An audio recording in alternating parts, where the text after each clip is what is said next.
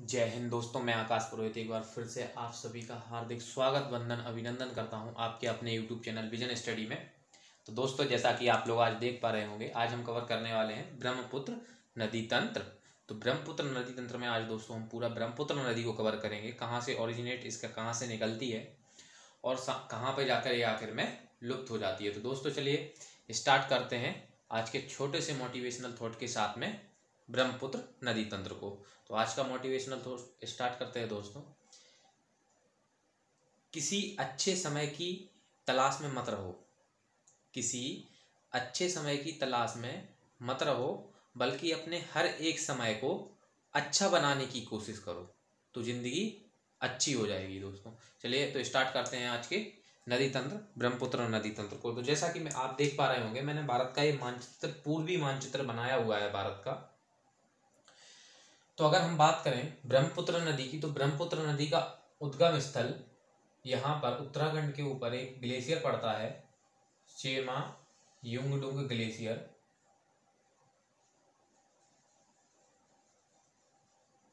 अगर हम इस ग्लेशियर की बात करें दोस्तों, तो ये है चेमा युंगडुंग ग्लेशियर और ये यहाँ से निकलती है, तिब्बत में पड़ता है ये दोस्तों। उत्तराखंड के ऊपरी एरिया पर, तिब्बत एरिया जो है वहां पर पड़ता है ये चेमा युंगडुंग ग्लेशियर। जैसा कि हमने इंडस रिवर में, सिंधु नदी तंत्र में बताया था, यहीं से मानसरोवर झील से निकलती है एक सिंधु नदी और यहीं से निकलती है ब्रह्मपुत्र नदी। और ये यहाँ से ऊपर से बहती हुई इस तरीके से ये यहाँ से अरुणाचल प्रदेश में प्रवेश करते हुए और यहाँ अरुणाचल प्रदेश में फिर असम से बहते हुए और इस तरीके से दोस्तों ये यहाँ पर फिर बांग्लादेश में निकल जाती है दोस्तों। तो इस तरीके से अगर हम बात करें, ये मैं ऊपर का हल्का सा इरेज कर देता हूँ। तो अगर हम इस तरीके से बात करें ब्रह्मपुत्र नदी की, तो ब्रह्मपुत्र नदी इस तरीके से बहती है। चेमायुंगडुंग ग्लेशियर इसका ओरिजिनेट है, ये उद्गम स्थल इसका कहाँ पर है दोस्तों चेमायुंगडुंग ग्लेशियर के मानसरोवर झील से निकलते हुए यहाँ से अरुणाचल प्रदेश में प्रवेश करके फिर असम में बहती हुई और यहाँ पर बांग्लादेश में निकल जाती है। अगर हम बात करें इसकी, तो ये तीन इंटरनेशनल मतलब तीन देशों में बहती है। अगर इसकी बात करें तो ये इंटरनेशनल रिवर है। अगर हम इसकी बात करें तो ये सबसे पहले तिब्बत में, उसके बाद भारत, फिर बांग्लादेश। अगर हम इसकी बात करें तो ये तीन देशों में बहती है। साथ ही अगर दोस्तों हम बात करते हैं थोड़ी सी, ये यहाँ पर ये थोड़ा सा मानचित्र बना देते हैं यहाँ पर, ये जिससे आप लोगों को समझने में आसानी हो। ये अगर हम बात करें तो ये अरुणाचल प्रदेश एरिया हो गया, ये यहाँ से नागालैंड एरिया हो गया, ये यहाँ से मणिपुर, और अगर हम बात करें तो ये यहाँ से हो गया दोस्तों मेरे साथियों कौन सा एरिया, मिजोरम वाला। ये असम पड़ जाता है, यहीं पे ये साइड में छोटा सा मेघालय पड़ जाता है, ये वाला एरिया हल्का सा इधर इधर। इसको क्या है, अभी इधर रिवर के नाम लिखूंगा, इसीलिए मैं यहाँ पर मेघालय बना नहीं रहा हूँ। चलिए तो देखते हैं थोड़ा सा। अगर हम बात करें तो ये अरुणाचल प्रदेश में ये किस जगह से यहाँ पर प्रवेश करती है, तो अरुणाचल प्रदेश में ये यहाँ से यांगयाप दर्रे से प्रवेश करती है। ये यहाँ पर अगर हम बात करें तो यांगयाप दर्रा है दोस्तों, यहाँ पर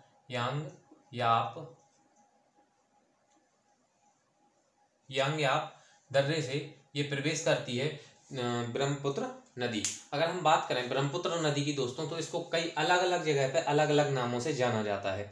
सबसे पहले अगर हम बात कर लेते हैं इसकी लंबाई की, तो इसकी टोटल लंबाई है 2900 किलोमीटर दोस्तों। अगर हम बात करें इसकी लंबाई की, तो इसकी टोटल लंबाई है 2900 किलोमीटर। अगर हम यहाँ से यहाँ तक की इसकी बात करें तो ये टोटल 1100 किलोमीटर लंबाई है इसकी, 1100 किलोमीटर। और इसके आगे फिर 1800 किलोमीटर ये यहाँ पर बांग्लादेश के नीचे जाके बंगाल की खाड़ी में मिल जाती है। अगर साथियों हम बात करें इसकी अलग अलग नामों की, तो सबसे पहले जहाँ से ये ओरिजिनेट होती है वहाँ से लेकर तिब्बत पे यहाँ पर अरुणाचल प्रदेश तक इसको किस नाम से जाना जाता है, तो अगर हम इसका नाम बताएं तो इसको नाम से जाना जाता है दोस्तों सांगपो।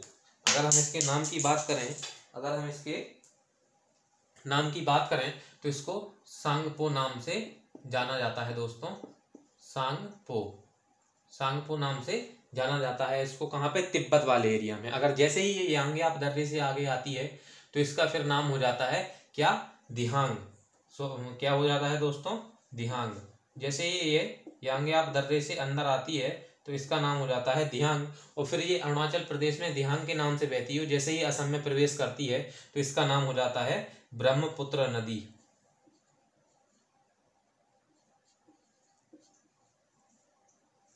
इसका क्या नाम हो जाता है दोस्तों, ब्रह्मपुत्र। जैसे ही ये असम में प्रवेश करती है, और इसके बाद में जैसे ये कहाँ पर, बांग्लादेश में प्रवेश करती है, तो बांग्लादेश में इसका नाम हो जाता है जमुना।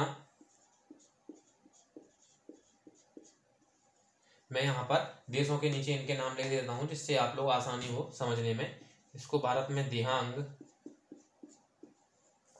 और ब्रह्मपुत्र नाम से जाना जाता है। अगर हम तिब्बत की बात करें दोस्तों तो इसको सांगपो के नाम से जाना जाता है, सांगपो, सांगपो। और इसके बाद में जब ये बांग्लादेश में प्रवेश कर जाती है तो इसको जमुना के नाम से जाना जाता है। और एक बांग्लादेश की रिवर है दोस्तों, कौन सी, मेघना रिवर। जब ये मेघना रिवर मिल जाती है इसमें और गंगा नदी मिल जाती है तो फिर इन तीनों के संयुक्त मेल को कहा जाता है दोस्तों मेघना। फिर मेघना के नाम से बहती है ये आगे दोस्तों। तो ये समझ में आती है ब्रह्मपुत्र नदी से इसके नामों के बारे में जानकारी। दोस्तों ये नाम बहुत इंपॉर्टेंट है क्योंकि कई बार इसके नाम पूछे गए हैं। ऐसा नहीं है कि इसके नाम नहीं पूछे जाते, लेकिन कई बार इसके नाम पूछे गए हैं। अगर हम थोड़ी सी बात कर लें इसकी सहायक नदियों की, तो इसकी छोटी छोटी कई सारी सहायक नदियां हैं। अगर हम बात करें तो इसकी तिब्बत में भी कई सारी नदियां हैं जो चाइना से आकर मिलती हैं, लेकिन हमको सिर्फ वो पढ़ना है जो एग्जाम पॉइंट ऑफ व्यू से इम्पोर्टेंट है। अगर पढ़ने चले गए दोस्तों तो इतनी सारी सहायक नदियां हैं इसकी, बहुत ज़्यादा सहायक नदियां हैं, लेकिन हमको सिर्फ वो पढ़ना है जो एग्जाम पॉइंट ऑफ व्यू से इम्पोर्टेंट है और हमको मतलब एग्जाम में पूछा गया है। अगर हम बात करें सबसे पहले इसकी सबसे बड़ी सहायक नदी है जो भारत में, वो है यहाँ से जेमू ग्लेशियर से निकलने वाली तीस्ता नदी दोस्तों। और ये बांग्लादेश में जाके इससे मिल जाती है। कौन सी नदी दोस्तों, तीस्ता नदी। इसका अगर बात करें तो इसका नाम है तीस्ता रिवर। अगर इसकी बात करें तो इसका नाम है तीस्ता रिवर। अगर आप लोगों को इससे सही नहीं दिख रहा हो तो मैं मार्कर चेंज कर लेता हूँ। और अगर हम इसकी बात करें तो यह है तीस्ता रिवर। और साथ में अगर हम बात करें दोस्तों तो इसकी कई सारी नदियां यहाँ पर अरुणाचल प्रदेश, मणिपुर और मिजोरम में भी है। अगर हम बात करें यहाँ पर, अब मिजोरम से तो ये बहती नहीं है, लेकिन यहाँ पर नागालैंड से निकलती हैं कई सारी नदियां, लेकिन मणिपुर से बहते हुए फिर वो बांग्लादेश में जाके मिलती हैं और कुछ यहीं असम में आकर मिलती हैं। अगर हम बात करें यहाँ पर तो सबसे पहले यहाँ पर जैसे ही ये प्रवेश करती है तो एक नदी यहाँ म्यांमार तरफ से आती है और इसमें आके मिल जाती है, जिसका नाम है क्या, दिबांग। इसका नाम है दोस्तों दिबांग नदी।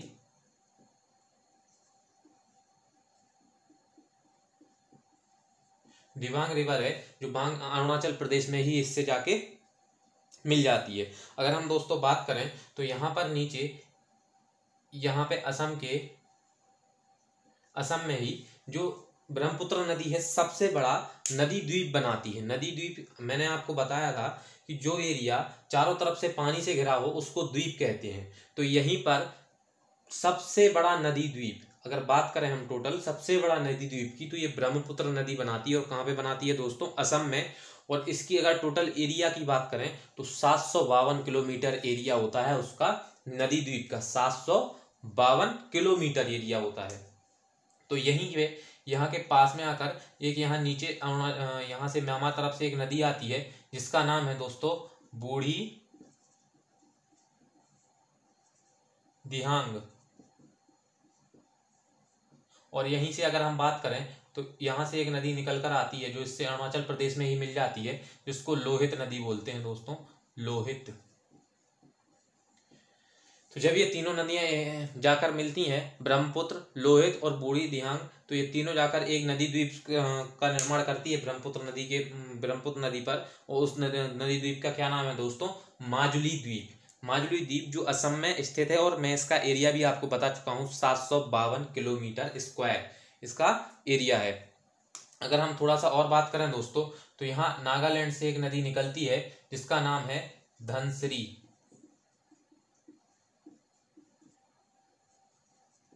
और ये यहाँ जाकर ब्रह्मपुत्र नदी में यहाँ पर मिल जाती है।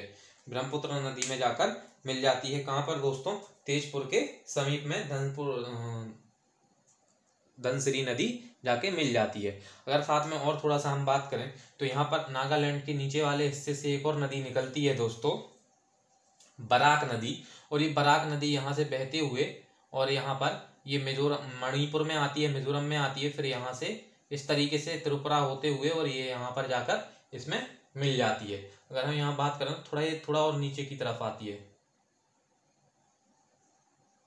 इस तरीके से ये जाकर और इसमें मिल जाती है साथियों, किसमें? ब्रह्मपुत्र नदी में। इस नदी की अगर हम बात करें तो ये है बराक नदी।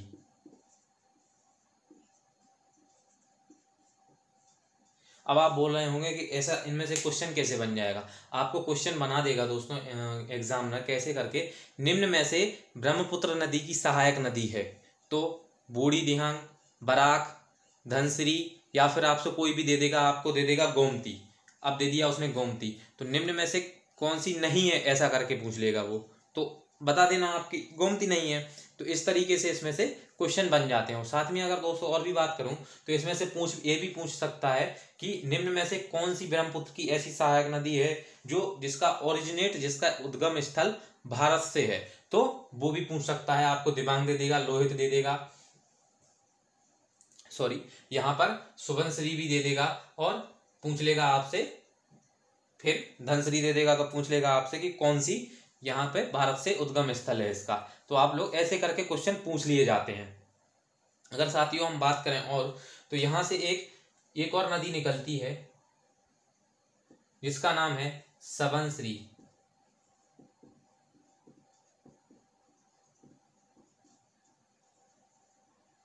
सबनसिरी नाम से एक नदी निकलती है और सबनसिरी नाम से एक नदी, सबन या सुबन भी बोलते हैं दोस्तों इसको, सुबनसिरी नाम से ये नदी निकलती है और ये जाकर ये यहाँ पर असम में इससे मिल जाती है ब्रह्मपुत्र नदी से। तो दोस्तों ये थी इसकी सहायक नदियाँ जो जाके इसमें मिलती हैं। अगर हम बात करें यहाँ पर इसकी, तो ये सुबनसिरी नदी जो कि कहाँ से निकलती है दोस्तों? अगर हम इस सुबनसिरी की बात करें तो ये सुबनसिरी भूटान के ऊपरी क्षेत्र से निकलती है। भूटान के ऊपरी क्षेत्र जो तिब्बत वाला एरिया होता है ना दोस्तों, वहां से निकलती है। और साथ में अगर हम एक और बात करें तो यहीं से एक और नदी निकलती है, यहाँ से भूटान के इधर पास से सिक्किम तरफ से, ये मानस नदी नाम से है। ये है मानस नदी। तो ये दोनों नदियां तिब्बत वाले एरिया से आकर और इसमें मिल जाती हैं। तो अगर हम बात करें तो आपसे ये क्वेश्चन भी पूछ सकता है, भारत की उत्तरी तरफ से कौन कौन सी नदियां मिलती हैं इसमें, मतलब भारत में उत्तरी तरफ से आने वाली कौन कौन सी ऐसी दो नदियां हैं जो तिब्बत नदी में, इसमें ब्रह्मपुत्र नदी में आके मिलती हैं, तिब्बती क्षेत्र से आती हैं जो, तो वो मानस और सुबनसिरी। अगर हम बात करें तिस्ता नदी की, तो तिस्ता नदी सबसे बड़ी सहायक नदी है। अगर बोला जाए कि इसको जब तक ये गंगा नहीं मिलती तो सबसे बड़ी सहायक नदी है कौन सी? तीस्ता रिवर दोस्तों। तो ये इसकी सहायक नदियां थी। अब थोड़ा सा जान लेते हैं इन सहायक नदियों का उद्गम स्थल। जैसे कि अगर दोस्तों हम बात करें लोहित नदी की, तो इसको खूनी नदी भी कहा जाता है। क्या कहा जाता है दोस्तों? लोहित को खूनी नदी भी कहा जाता है। तीस्ता नदी का मैंने आपको ओरिजिनेट स्थल बता ही दिया है, कहाँ से निकलती है, ओरिजिनेट कहाँ से होती है? जेमू ग्लेशियर से। सिक्किम पड़ता है ये दोस्तों, सिक्किम का जेमू ग्लेशियर है, वहां से उद्गम स्थल है इसका। नितासू झील है एक दोस्तों, नितासू झील, वहां से ये निकलती है। ये मैंने बता ही दिया आपको, भूटान के तिब्बत वाले एरिया से ये भी निकलती है मानस रिवर, और तिब्बत से ये भी निकलती है सुबनसिरी। अगर हम बात करें दोस्तों बूढ़ी दिहांग की, तो बूढ़ी दिहांग रिवर कहाँ से निकलती है दोस्तों? बूढ़ी दिहांग रिवर म्यांमार की पहाड़ियों, अराकाम योमा पहाड़ियां हैं यहाँ पर, तो उन्हीं पहाड़ियों से निकलती है। अगर हम बात करें दोस्तों धनसिरी की, तो ये नागालैंड से निकलती है। और बराक की अगर बात करें तो ये भी नागालैंड से निकलती है। ये दोनों नदियां हो जाती हैं दोस्तों।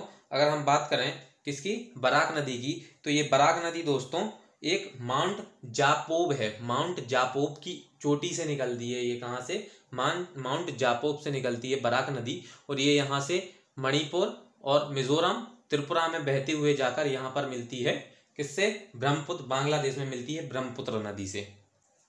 तो ऐसी दो नदियां बताइए दोस्तों जो ब्रह्मपुत्र से बांग्लादेश में मिलती हैं और भारत उनका ओरिजिनेट स्थल है। तो कहाँ से? एक तो तीस्ता और एक बराक नदी, ये दो नदियां हैं जो ब्रह्मपुत्र में जाके कहाँ से, मतलब मिलती हैं बांग्लादेश में। मिलती तो यहाँ से गंगा भी है, लेकिन वो गंगा बाद में जाकर मिलती है और फिर वो बनाती है क्या, सुंदरबन का डेल्टा दोस्तों। तो आज हम डेल्टा को भी कवर करेंगे। तो ये जानकारी है जो मैंने ब्रह्मपुत्र नदी से दी पूरी मानचित्र बना के, आशा करता हूँ आपको समझ में आ गई होगी, क्योंकि यहाँ से इससे और ज़्यादा क्वेश्चन बनते नहीं है, बस इसके नामों से क्वेश्चन बनाए जाते हैं और इसकी सहायक नदियों से क्वेश्चन बनाए जाते हैं।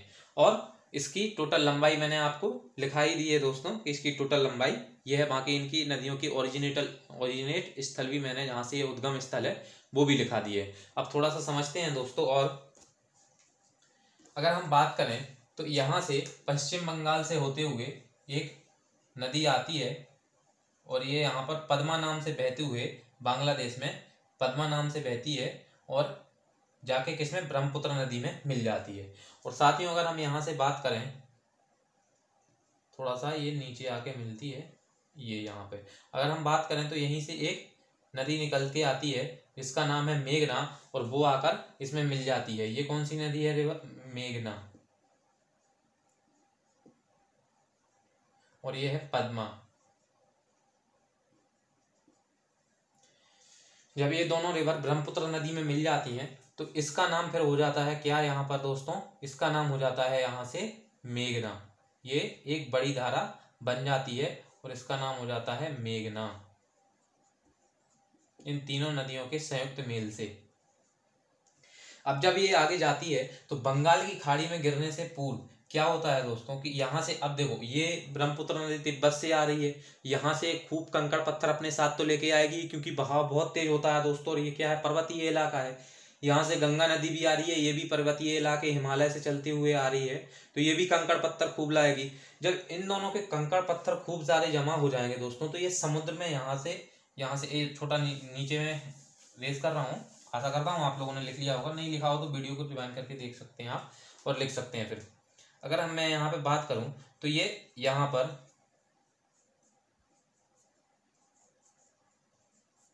बंगाल की खाड़ी में गिरने से पूर्व जब यहाँ पर ये लाएंगी, यहाँ से आएंगी बहते हुए, तो काफी स्पीड से बहती हैं, तो ये कंकड़ पत्थर कुछ तो लेके आएंगी दोस्तों। अब ये जब लेके आएंगी तो यहाँ पर समुद्र में गिरने से पूर्व क्या होगा, यहाँ पे ये जमा होता जाएगा इनका, क्योंकि समुद्र में गिरने से पूर्व में ये जमा तो करती जाएंगी ना कुछ कुछ।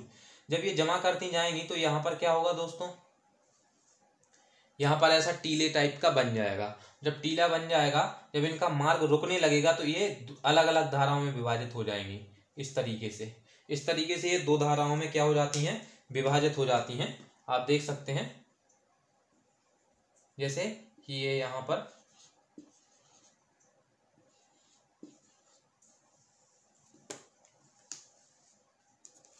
पर दो धाराओं में विभाजित हो जाती है यहाँ से।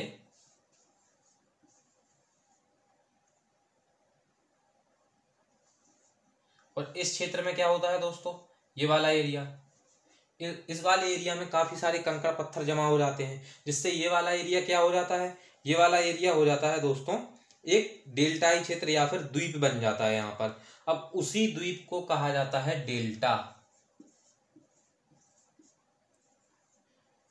आप लोग सिंपल सी भाषा में समझिए, कोई मतलब ऐसा ज्यादा उसको कठिन तरीके से नहीं समझिए। मतलब नदी समुद्र में गिरने से पूर्व दो धाराओं में विभाजित हो जाती है, जिसके कारण नदी के जो दोआब क्षेत्र बनता है उसी को डेल्टा कहा जाता है। समुद्र में गिरने से पूर्व, अब कुछ किलोमीटर दूरी तो होगी ना इसकी, तो उसी को क्या कहा जाता है दोस्तों, डेल्टा। तो ये डेल्टा है और इसी डेल्टा का नाम क्या रखा है, सुंदरबन।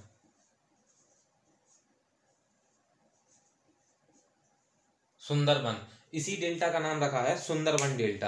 अब इसका नाम सुंदरबन ही क्यों रखा है, क्योंकि इस पर एक वृक्ष पाए जाते हैं विशेष प्रकार के, जिसका नाम सुंदरी वृक्ष है।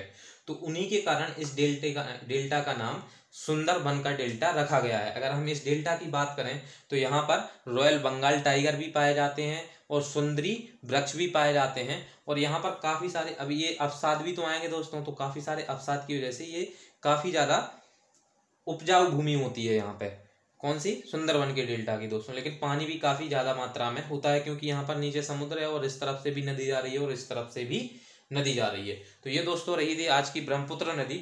आशा करता हूँ आप लोगों को पूरा समझ में आया होगा।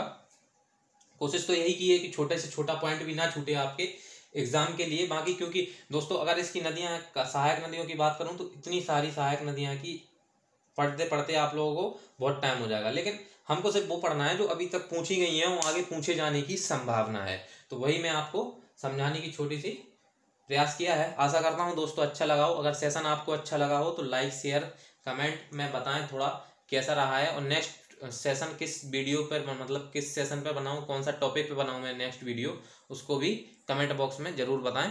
आशा करता हूँ अच्छा लगा होगा आपको वीडियो। जय हिंद, थैंक यू।